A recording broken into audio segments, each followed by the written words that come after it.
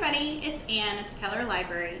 This May, we are celebrating all things maker, so we're offering events, programs, and displays to inspire you to make something with your hands. Today, we're going to be talking about macrame, which is a totally new skill to me, so I was excited to learn it alongside of all of you. But we're going to be using it to make hot pads. Macrame is really cool if you're not familiar with it. It's just a way of using knots in string to create a textile. While we're making these hot pads are good for a beginner project because they really only use 3 kinds of knots, and I guarantee you that you already know how to tie one of them. So like I said, it's a good one for beginners, and if I could do it, I bet you can too. Our library kits include all the supplies that you'll need to do this project. Your macrame cord, which you can see comes in a whole variety of colors. So maybe if you did macrame back in the 70s when it was real popular, you were only able to use that kind of natural colored jute. But as you can see these days, it comes in a whole bunch of different colors, so you can make a lot of fun things. We've also given you a comb, which is important. That's how you make this fringe. But you'll need to supply for yourself a pair of scissors and then something to measure your cord with. So a ruler or a measuring tape. And then it's also kind of handy to have a rubber band or maybe a binder clip, something that you can wrap around a bundle of cord just to keep it more organized. But I'm excited to show you how to do this project. Hope you have a lot of fun with it. The first thing you need to do is cut your cord into different lengths. You're going to need one long length of cord that's about 20 feet long and 5 lengths of cord that are about 10 feet long each. So I just take my ruler, I don't have a long measuring tape, and I'll just count out 20 feet like this and then cut it, or 10 feet and then cut it. So you'll end up with 5 lengths that are 10 feet and then one that is 20 feet.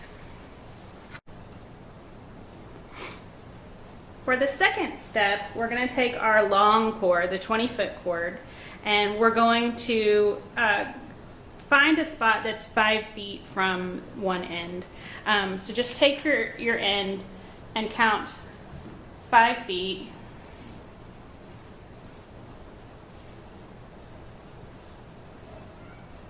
And then you're going to mark it with something. So I'm just using a little tiny binder clip just to let us know. And you can take that 5 feet and we can bundle it together using a rubber band just to keep things organized. And then the long section at the other end should be about 15 feet, and we're going to mark that, bundle it up with a rubber band as well. But this binder clip just needs to show you where that kind of 5-foot section is.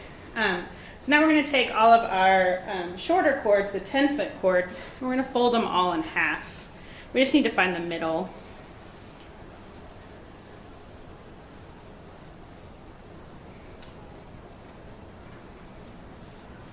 And this is because we're going to tie it at the middle. Okay, so I'm going to show you with this one.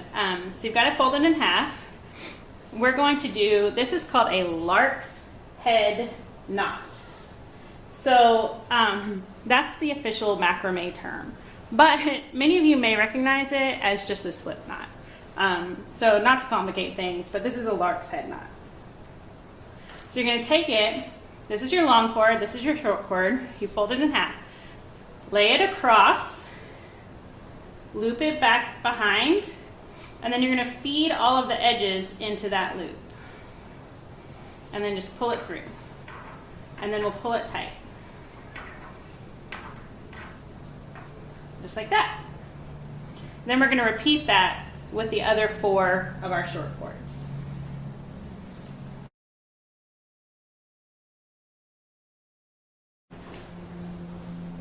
All right, once you've got all 5 short cords attached to your long cord using the lark's head knots, you'll have 5 in a row like this. And what we need to do is just tighten them. You don't want to stretch the cord or anything, you just want them to be flush against each other. And then we're just going to scoot them all together so that they're all bunched up together, right next to each other. Again, you don't want to pull it so tight that the cord is like warped, you just want them to be right next to each other. And then the next step is we're going to make this into a circle. As I'm going to take our 2 ends of the long cord and we're just going to tie it in a regular knot. And when I say a regular knot, I mean just a knot like you would tie your shoes. And I'm actually going to double knot it, so I'm going to tie it twice.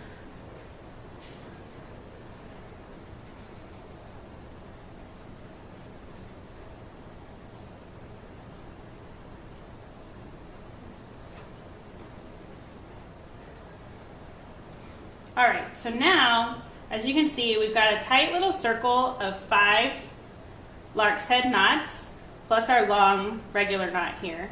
But you should have all of these strands of cord coming off the sides. One of them is going to be really long. The short one here, we're going to take the rubber band off because it's just going to become like a regular cord, and it should be the same length as all of these. So we're left with 11 cords that are about 5 feet long and one that's about 15.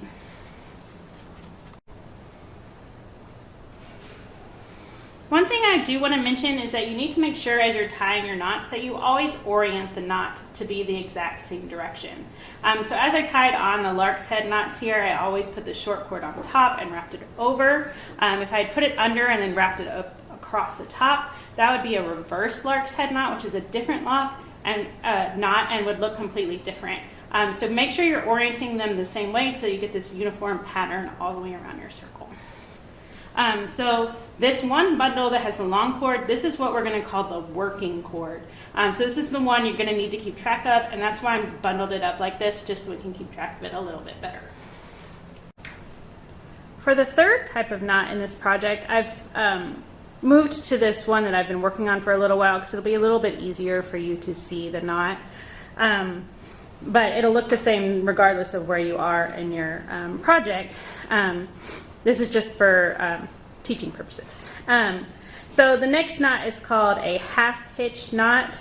And what you're going to do is you're going to take your working cord, which I have to confess is a little bit of a misnomer, I think anyway, because your working cord is always going to be held still and you're always going to work with the other cords.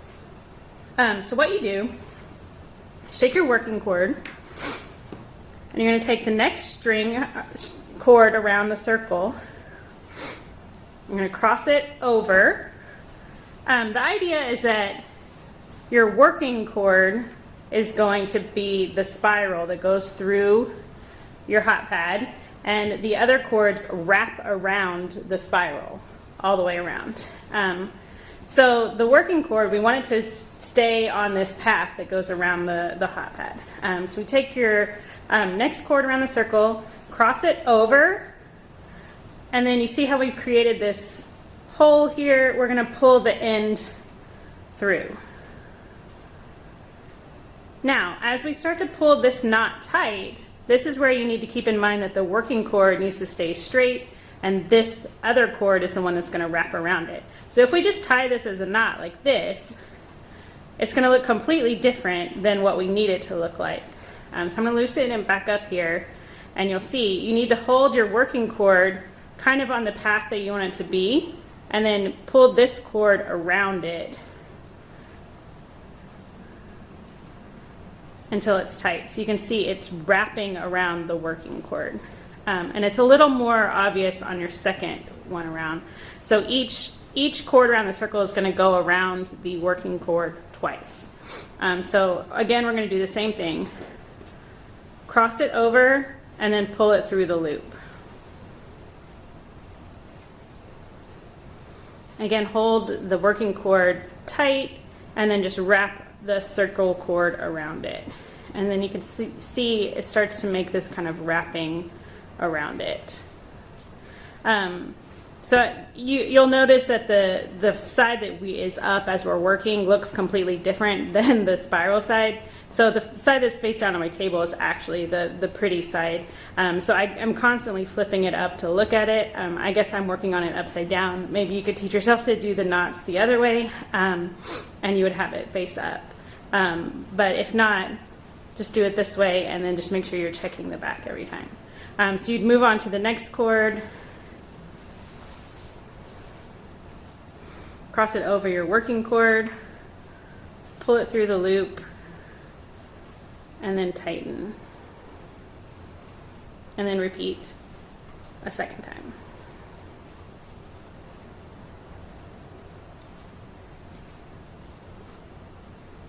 So this half hitch knot is what you're going to pretty much do for the entire rest of the hot pad. I'll show you in a minute what you do. You'll have to use the lark's head knot again, but for the most part it's really just half hitch knots from here on out. So just continue on with this until you get to the size hot pad that you're looking for. Now as you're working around your spiral, you'll come to some points where there's a kind of a large gap between your working chord and the next chord around the circle. And so what you need to do is we need to add in a new chord to fill this gap.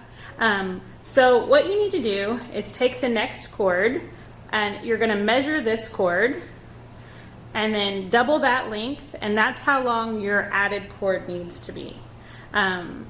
So then you take your new chord that you just cut, fold it in half, and then we're going to attach it to the working chord using the lark's head knot, which again is that very first knot that we used.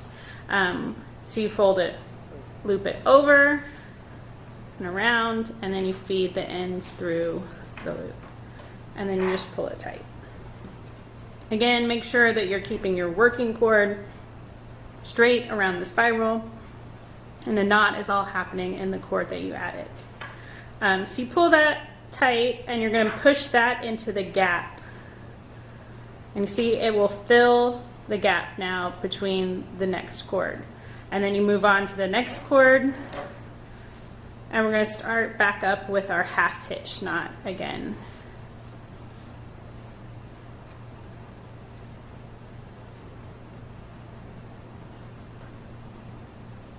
Make sure you do it twice on every chord.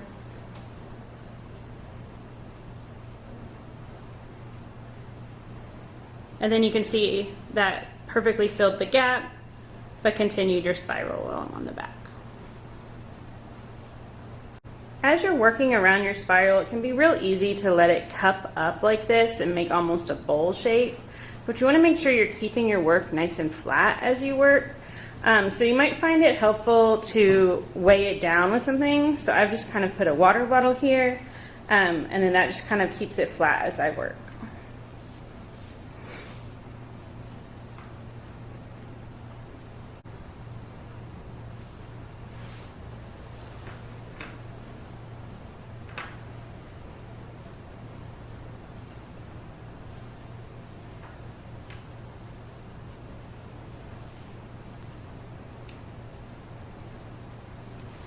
So I'm getting really close to the end of my working chord. You can see it's only a few inches long. So I'm going to go ahead and call my project done, or my spiral is done. So if we flip it over, we'll see our nice tight spiral. So this is what it's supposed to look like. And you can see, compare that here. This is what it looks like before I learned how to tie the knots exactly right. So this is the result of wrapping the working chord around the individual chords instead of working the individual chords around the working chord and keeping the working chord straight. So it's still kind of neat, but definitely not the same.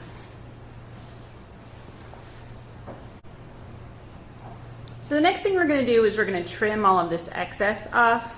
So I'm just going to go around the circle and kind of make them all the same size, or same length.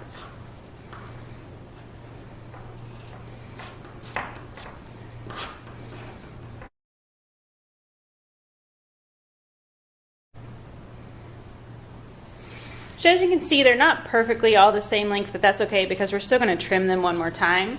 But what we're going to do next is take our comb and we're going to break apart, kind of comb apart all of the different strands.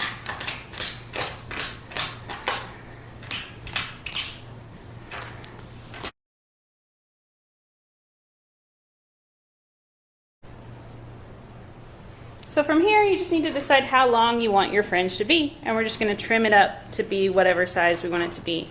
So I don't want mine to be too long, just a couple inches. So we're just going to go around the circle and try to neatly trim all of the fringe to be the same length.